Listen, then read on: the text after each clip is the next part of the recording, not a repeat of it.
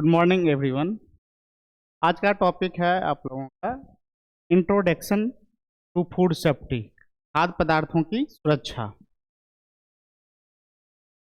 अब आगे जो है फूड सेफ्टी, खाद्य सुरक्षा जो है, the food we eat should not contain germs, bacteria, virus. अब जो है फूड हमारा वैसा होना चाहिए, भोजन हमारा वैसा होना चाहिए इसमें कोई भी जर्म्स, बैक्टीरिया, वायरस ये सब प्रेजेंट ना हो। It should not have harmful chemicals, pesticides, cleaning agent.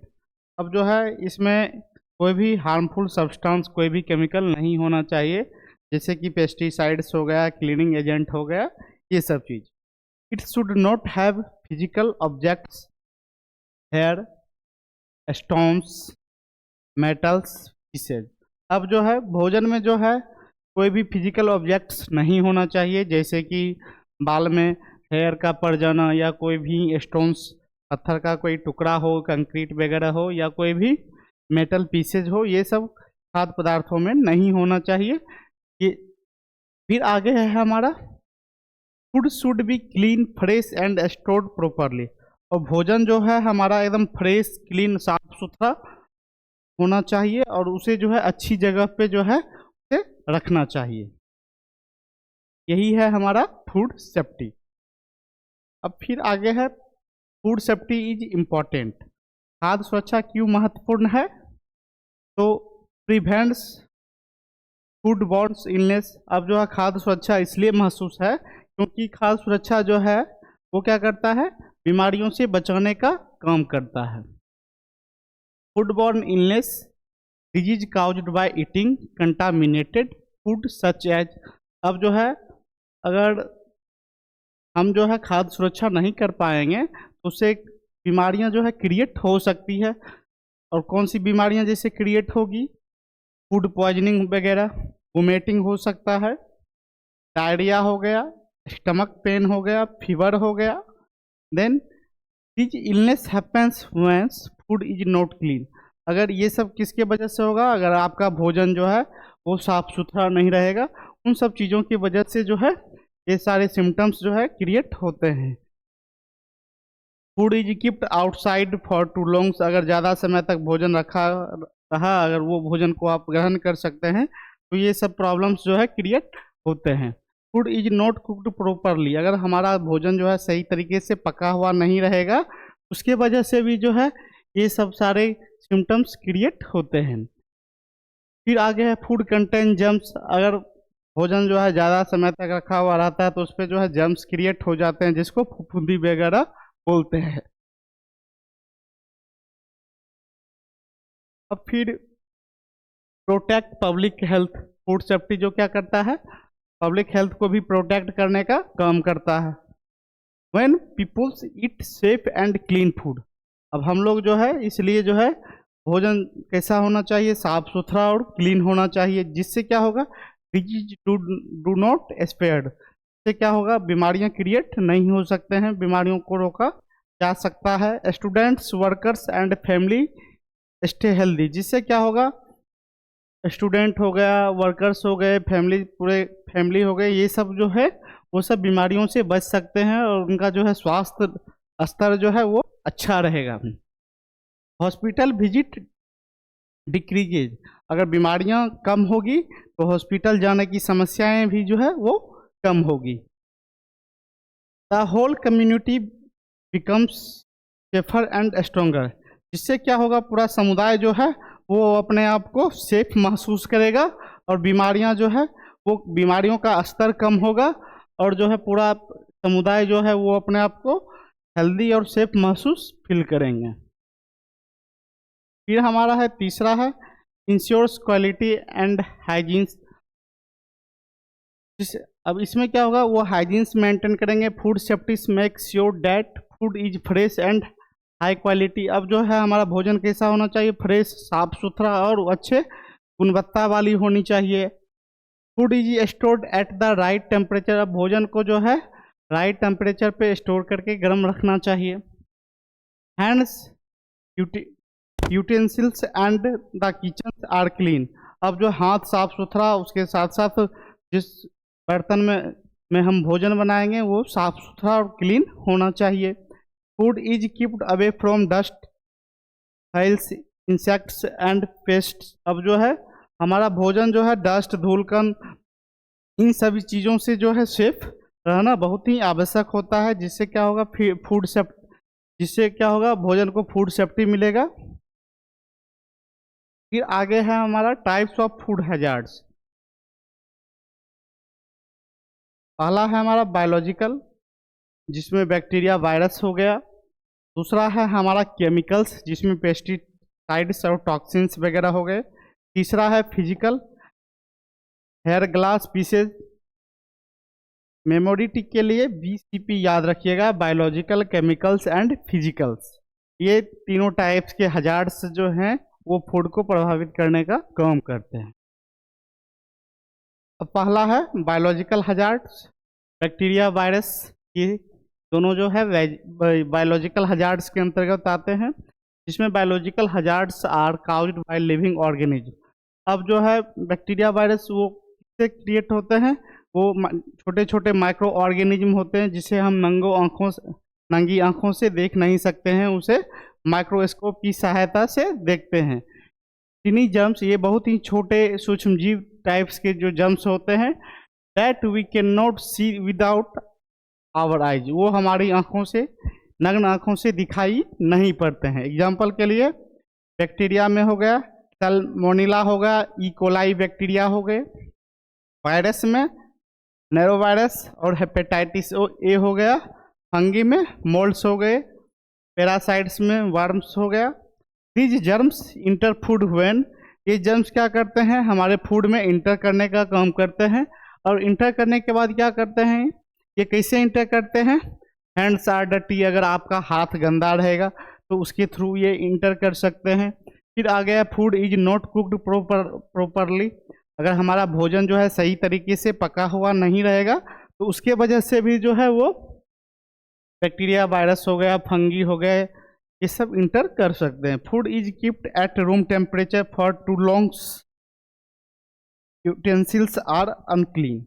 अब जो है भोजन अगर हमारा लंबे समय तक एक रखा हुआ रहेगा तो वैसे भोजन पे क्या होगा, ये सब जितने भी बायोलॉजिकल हजार्ड्स जो हैं वो उस पर अटैक करते हैं। साथ ही साथ हमारा अगर बर्तन साफ सुथरा नहीं रहेगा तो उन सब चीज़ों से जो है ये बायोलॉजिकल हजार्ड्स पनपने का काम करते हैं। फिर आगे है हमारा chemical hazards, pesticides, toxins. Chemical hazards में आ गया हमारा पेस्टिसाइड्स और टॉक्सिन्स हो गए। Chemical hazards areas from harmful chemicals that accidentally contaminate food. अब ऐसे सब्सटेंस होते हैं जो क्या करते हैं, हमारे भोजन के अंदर जो है टॉक्सिन्स क्रिएट करने का काम करते हैं। एग्जांपल के लिए pesticides used on fruits and vegetables. अब जैसे पेस्टिसाइड्स का यूज किया जाता है, क्लीनर का यूज किया जाता है, इसमें फ्रूट्स और वेजिटेबल्स में जो क्लीनिंग लिक्विड्स होते हैं वो लिक्विड्स क्या होते हैं, वो वेजिटेबल्स और फ्रूट्स में लगे हुए होते हैं। अगर उसे हम यूज करते हैं उसके थ्रू फैलने वाला जो हमारा बीमारी होगा किसके थ्रू होगा, केमिकल हजार्ड्स के थ्रू होगा। फिर आगे हमारा है फूड एडिटेटिव यूज इन एक्सेस। अगर भोजन में अगर हम एडिटेटिव्स का यूज करते हैं, ज़्यादा मात्रा में मसाला वगैरह का यूज करते हैं, तो वो भी क्या करते हैं, केमिकल्स हजार्ड के अंतर्गत आते हैं, जो डिजीज क्रिएट करने का काम करते हैं। फिर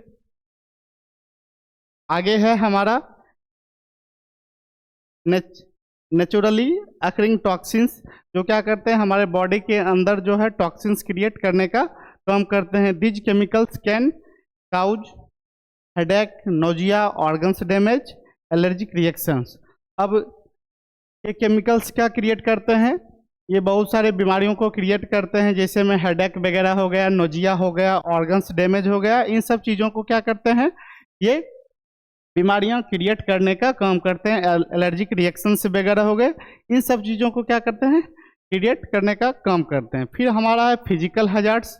अब फिजिकल हैजार्ड्स कैसे पनपता है, हेयर ग्लास पीसेज। अगर भोजन में जो है ग्लास के टुकड़े या हेयर वगैरह अगर उसमें पड़े होते हैं तो वो किसके थ्रू होता है, फिजिकल हैजार्ड्स के अंतर्गत आते हैं।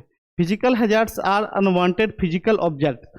भोजन में जो है अनवांटेड पदार्थों का मिलना किसके अंतर्गत आते हैं? फिजिकल हैजार्ड्स के अंतर्गत आते हैं। जैसे हमारा हेयर हो गया, या ग्लास के पीसेज हो गए, या स्टोन के टुकड़े वगैरह हो गए, ये सब अगर भोजन में पाए जाते हैं तो ये सब फिजिकल हैजार्ड्स के अंतर्गत आते हैं, और इससे भी जो है बीमारियां क्रिएट होती है।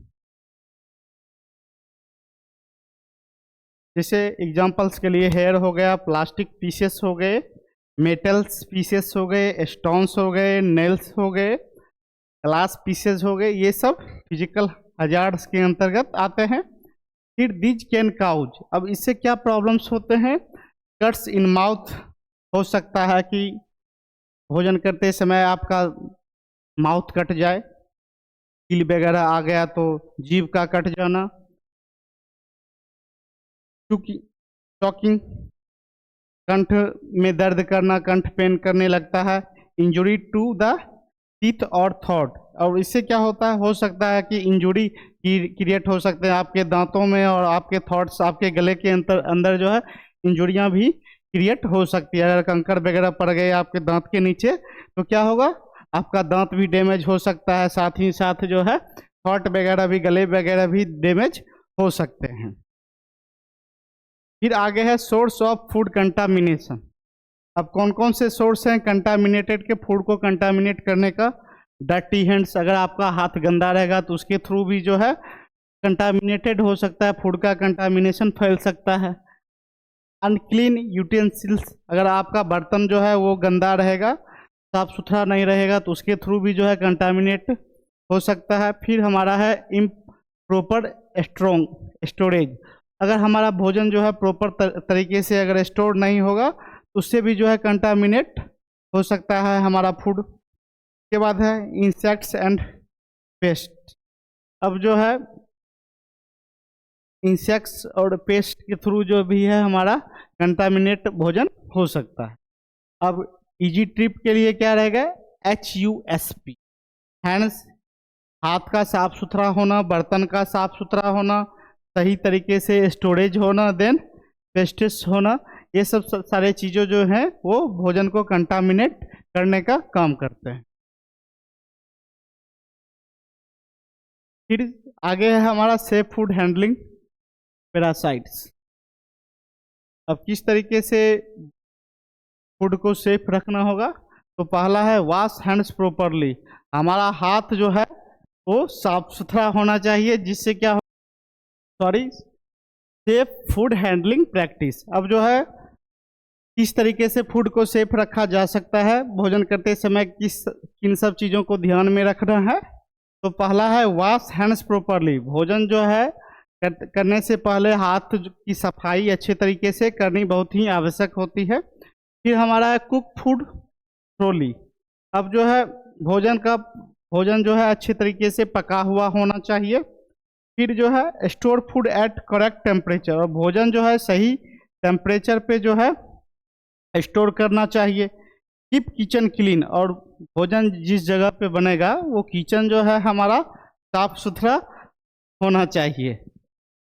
मेमोरी टिप के लिए WCSK याद रखिएगा, wash, cook, stores and keep clean.